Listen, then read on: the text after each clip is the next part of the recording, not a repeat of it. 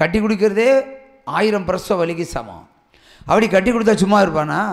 இப்போ மருமகனையும் கூட சேர்த்து சுமக்கணும், மருமகனையே சேர்த்து சுமக்கணும், பொண்ணையும் சுமக்கணும், மருமகனையும் சுமக்கணும். அப்போ நீ பெருசா நான் பெருசா? பரி சொல்லுங்க, பெண் பெருசா ஆண் பெருசா? ஆண் தான் பெருசு. சரி, 1 வருஷம் தாண்டதும் அது அந்த பண்டி குட்டியோட போல 2 குட்டியை போட்டுன்னு வச்சுங்களேன், 2 பிள்ளையை பத்தாச்சுன்னு. இப்போ 2 பிள்ளைங்க கூட சேர்த்து சுமக்கணும். அப்போ மகளை சுமக்கணும், மருமகனை சுமக்கணும், அடுத்து 2 பேருக்கும் பிறக்கிற பிள்ளைங்களையும் கூட சேர்த்து சுமக்கணும். இவன் தான் ஐயா அப்பன். கையை தட்டுங்க. அப்போ அப்பங்கிட்ட நீங்கள் தரையில் தான் உட்காரணும். நாங்கள் தான் பெருசு. அடுத்து அந்த பேர பிள்ளைகளையும் நாங்கள் தான் பார்த்து கல்யாணம் பண்ணி கொடுக்கணும் இல்லையா? அவங்க பார்த்தாலும் நம்மளும் துணை இருக்கணும்ல. கொள்ளு தாத்தா, எவ்வளோ அதிகாரம் இருக்கு எங்களுக்கு. நீங்கள் சர்வீஸ் தான், பெண்கள் என்ப சர்வீஸ். சர்வீஸ் தான் உங்கள் வேலை.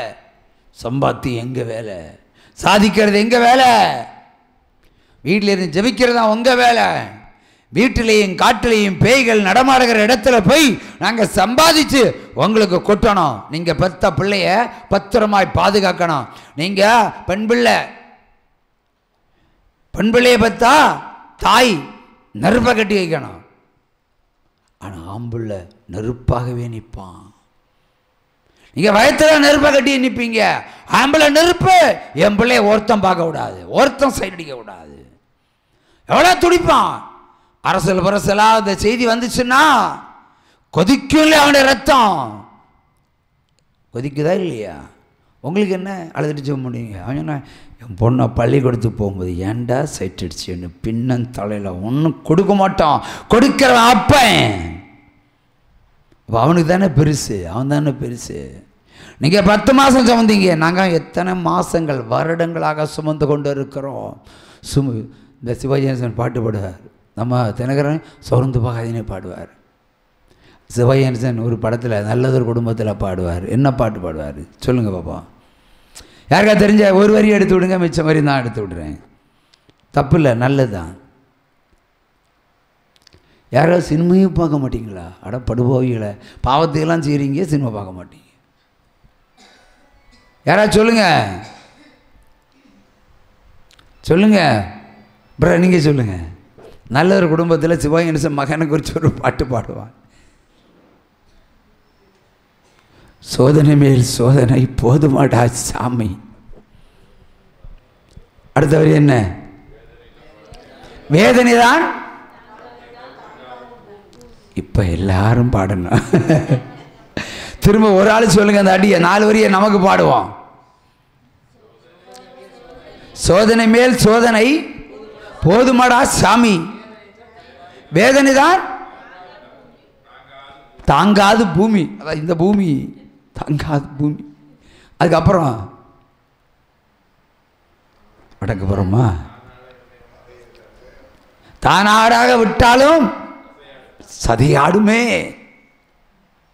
பாவம் செய்கிற மகனை குறித்து அந்த படத்தில், திரைப்படத்தில் ஒத்த மகன் கள்ளன் ஆயிட்டான், கொள்ளைக்காரன் ஆயிட்டான். எவ்வளோ துடிப்பான் பாருங்க. ஒத்த மகன், இவரே ஒரு காவல்துறை அதிகாரி. போட்டு தள்ளணும்,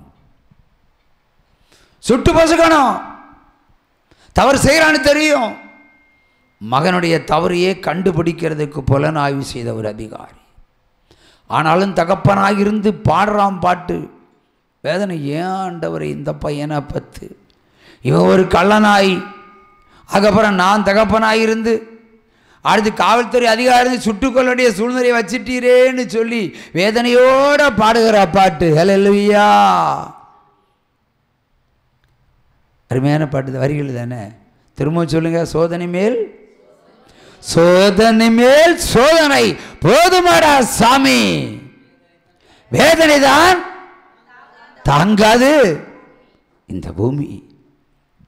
தப்ப ஒரு பூமிக்கு ஒப்பிடுகிறான். இந்த பூமியில் பிறந்தவன், என் ரத்தத்தில் பிறந்தவன் திருடன் ஆயிட்டான். தானாடாக விட்டாலும் சதையாடுமே. நான் சப் இன்ஸ்பெக்டர், இன்ஸ்பெக்டர், எஸ்பி, காவல்துறை அதிகாரியா இருந்தாலும் என் பிள்ளை திருடன் சொன்னா என் ரத்தம் கொதிக்குமே. நீங்க பாவம் செஞ்சா என் இயேசுவின் ரத்தம் கொதிக்கும். தான் ஆடாவிட்டாலும் அவர் சதையாடும். ஓயாமல் கண்களிலே கண்ணீர். நீங்கள் பாவம் செய்ய செய்ய ரத்தம் கொதிக்கும். அவர் துப்பாக்கி எடுத்து சுடுறதுக்கு முன்னாடி திருந்திருங்க, இல்லைன்னா போட்டு தள்ளிட்டு போயிட்டே இருப்பார். அந்த படத்தில் கடைசியில் சொந்த மகனையே சுட்டு கொன்று தன் மடியிலே போட்டு வளர்த்த மகனேன்னு சொல்லி கதறுவான் பாருங்க. நீங்களும் பாவம் செய்து நரகத்தில் பிரவேசித்தா என் தேவனுக்கு இதைத்தானையா செய்வார். Be careful. எச்சரிக்கையா இருங்க. வருடந்தோறும் சாம்பல் பதன் வரும்.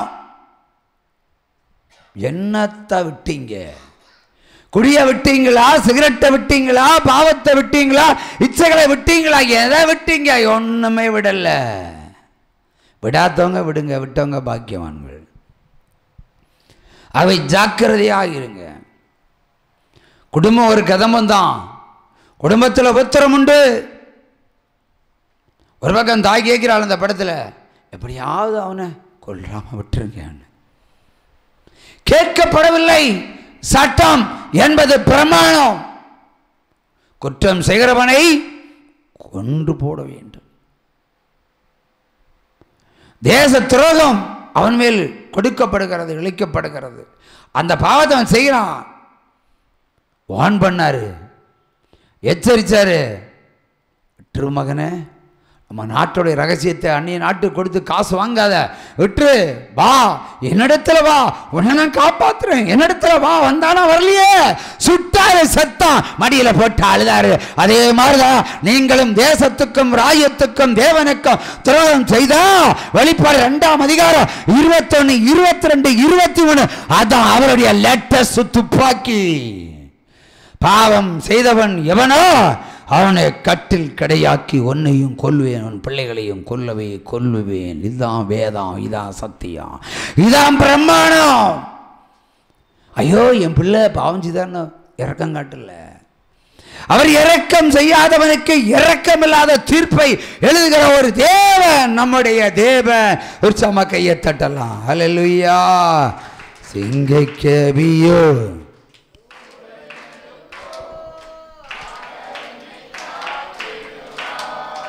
சிங்கைக்கவியோ சூளை நெருப்போ அவர் என்னை காத்திடுவார். அவரே என்னை காண்பவர். அவரே என்னை காண்பவர். சிங்கைக்கவியோ சூளை நெருப்போ அவர் என்னை காத்திடுவார். சிங்கைக்கவியோ சூளை நெருப்போ அல்லேலூயா அல்லேலூயா. அவர் என்னை நடத்திடுவார். அல்லேலூயா அல்லேலூயா. அவர் நம்மை உயர்த்திடுவார். சத்தமர் அல்லேலூயா சொல்லுங்க. அல்லேலூயா. எரேமியா 15ஆம் அதிகாரம் 6, 7 வாசிப்போம். எரேமியா 15, 6, 7.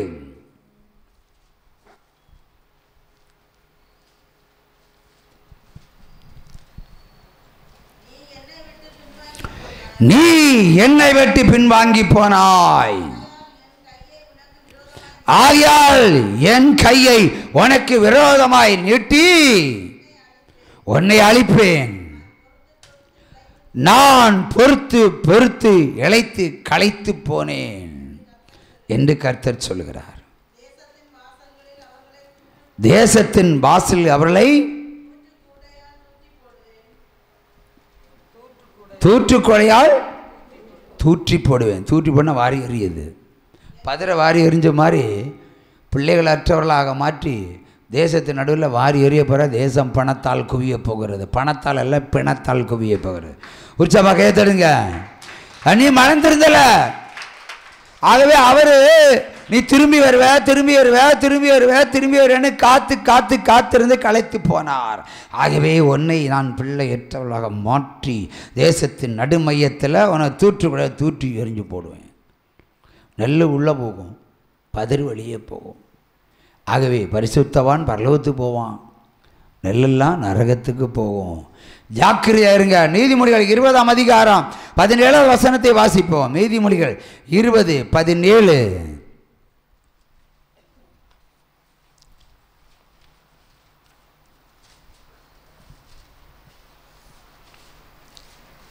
அல்லேலூயா.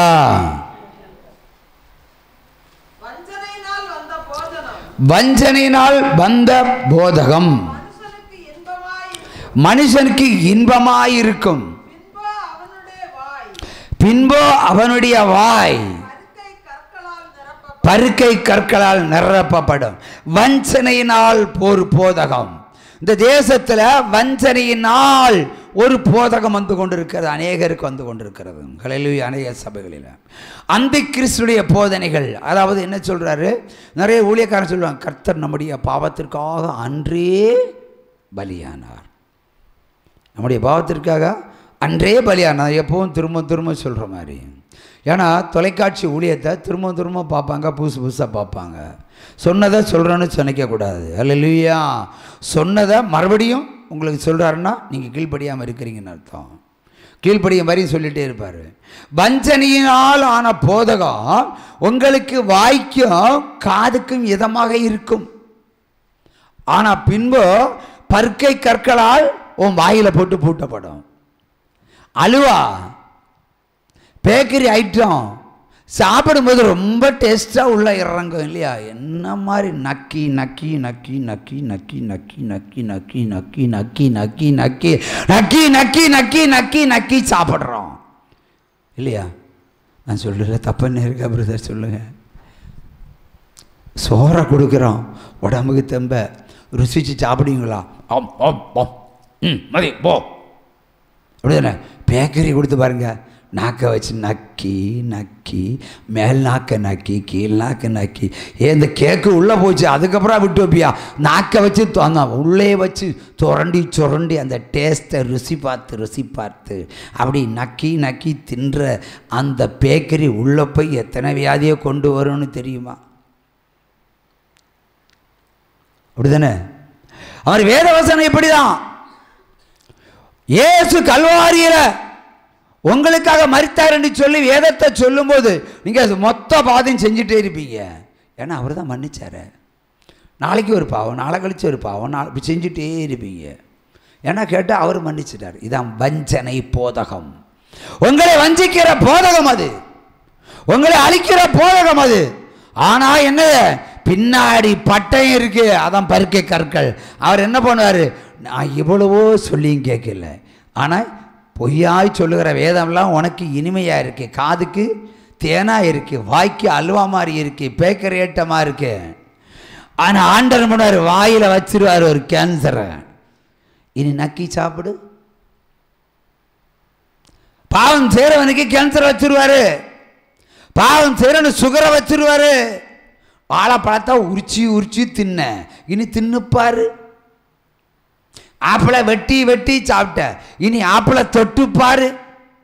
கிராப்ஸ் அப்படியே 1 கிலோ வாங்கி அப்படியே உள்ள போட்ட, இனி ஒரு பழம் சின்னுப்பாரு. இப்படிதான் தண்டனை.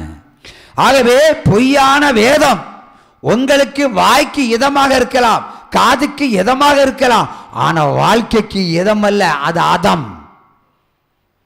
அதம் அதம்னா அழித்தல்.